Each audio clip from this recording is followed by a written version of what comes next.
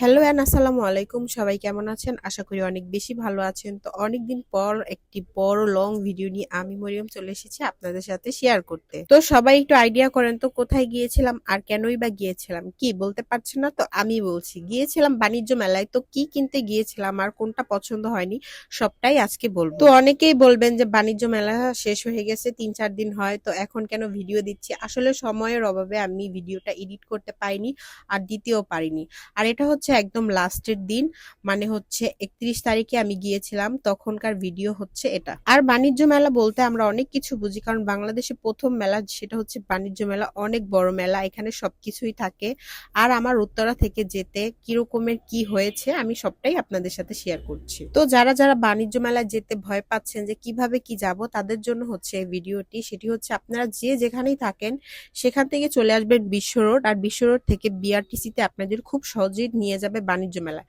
মনে হচ্ছে যে, আমার মনে হয়েছে পার্সোনালি, যদি বিআরটিসি বাস সেখানে না যেত তাহলে মনে হয় বাণিজ্য মেলাটাই হতো না, কারণ এতটা দূরে মনে হয় না কেউ আগে, মানে অন্যান্য ক্ষেত্রে যদি যেতে হতো তাহলে কখনোই যেত না, কারণ হচ্ছে যাতায়াতের কারণে, কারণ যাতায়াতে অনেকটা ঝামেলা রয়েছে।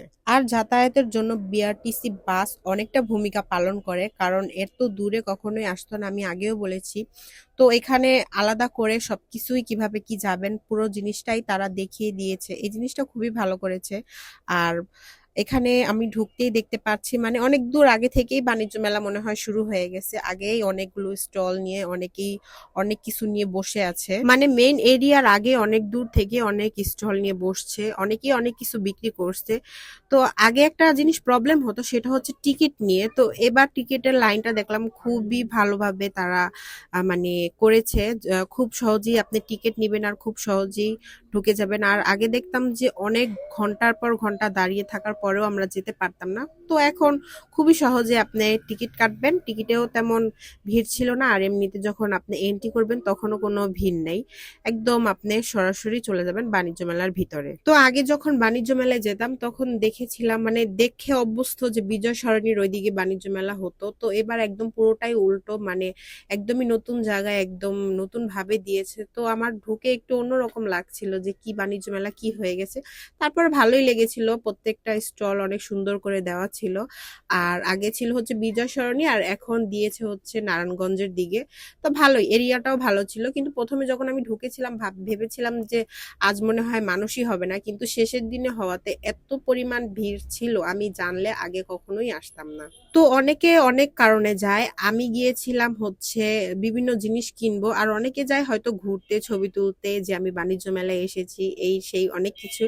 তো যাই হোক, আমি অনেক কিছু কিনতে এসেছিলাম, কিন্তু কেন জানি আমার শেষের দিন হওয়াতে আমার শরীরটাও খুব খারাপ ছিল, ওইরকম ভাবে আমি কিছুই কিনতে পারিনি, আর আমার জানি কিছুই পছন্দ হচ্ছিল না।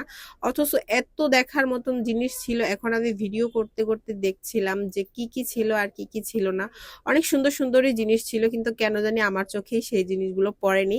তো এখন দেখে দেখে শুধু আফসোসই করছি, আর আফসোস করব নাই কেন, যে আমার কাছে তো আর সময়ও নেই যে এখন আমি যাব আবার কিনবো, কারণ হচ্ছে মেলা তো শেষ হয়ে গেছে। আর এটি আমি ভিডিও এডিট করতে করতে দেখছিলাম যে ওয়াও, অনেক জিনিস ছিল, শরীরটা হয়তো খারাপ কারণেই আমার কোনো কিছুই ভালো লাগেনি। তো ভিতরে ঢোকার পরে আমার ডিফারেন্ট কিছুই লাগেনি, কারণ আগে যেরকমের স্টল গুলো দিত, আরএফএল এর শোরুম গুলো, তারপরে হচ্ছে বড় বড় যেসব শোরুম থাকে ওয়ালটনের, মানে যেভাবে যেভাবে আগে দিত আমার মনে হয় সেম ক্যাটাগরিতেই তারা ওই স্টল গুলো দিয়েছে। আর এখানে আবার ছোট্টখাটো করে আবার ভিতরে মেলাও দিয়েছিল, যে অনেকে যারা ঘুরতে আসছে তাদের জন্য আবার মেলারও ব্যবস্থা করেছিল ওই ভিতরের সাইডের একদম শেষের দিকে। আর মেলায় ঢুকলে আপনারা একটা জিনিস কমন দেখতে পাবেন, সেটা হচ্ছে 3টা 3 পিস 1000 টাকা। তো এই জিনিসটা আমি ভেবে এই পর্যন্ত, মানে একবারই কিনেছিলাম, কেন জানি আমার মনে হলো যে জিনিসগুলো হয়তো আবেগের বশে কিনেছিলাম, কিন্তু বিবেক হওয়ার পরে সেগুলো আর পড়তে পারি নাই। তো যাই হোক, আমি আপনাদের সাথে ফান করছিলাম, কারণ আপনারা হচ্ছেন আমার খুব কাছের মানুষ, আপনাদের সাথে একটু একটু ফান তো আমি করতেই পারি। তো দিনটা আমার খুবই এনজয় করেছিলাম, খুবই ঘুরেছিলাম। আর এখন মানে দেখছি আর আফসোস করছি, ইস, কেন একটা দুইটা জিনিস কিনলাম না, আর কেন এখন আপনাদেরকে দেখাইতে পারছি না। তো ওই যে বললাম না, আমার শরীরটা অনেক খারাপ ছিল, যার কারণে আমার একটুও কোনো কিছুই ভালো লাগে নাই। তো আমি ভাবছিলাম কখন আমি বাসায় যাব। তো বাসায় যাওয়ার আগে আমি হচ্ছে যখন ভিতরের দিকে একটু ঢুকলো, তো দেখলাম বড় বড় শোরুম আছে, তো ওইখানে একটু গেলাম। ওইখানে মানে যাওয়ার পরে আমার যমুনা শোরুমটা চোখে পড়লো। তো আমি ভিতরে যাই, গিয়ে দেখি ওয়াও, 20,000 টাকার ডিসকাউন্টে এখানে মোটর বাইক দেওয়া হচ্ছে।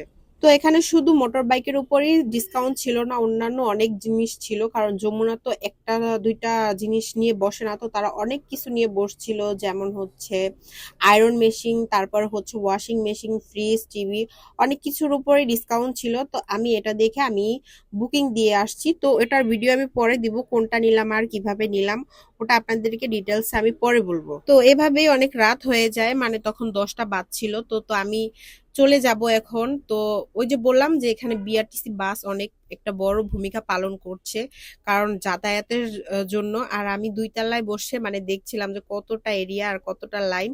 তো এই হচ্ছে আমার মোটর বাইক, আর এটা কিনেছিলাম, কিভাবে কিনেছিলাম আর কেমনে নিয়েছিলাম সেটা আপনাদেরকে পরে কখনো বলবো। তো আজ এই পর্যন্তই, থ্যাঙ্কস ফর ওয়াচিং।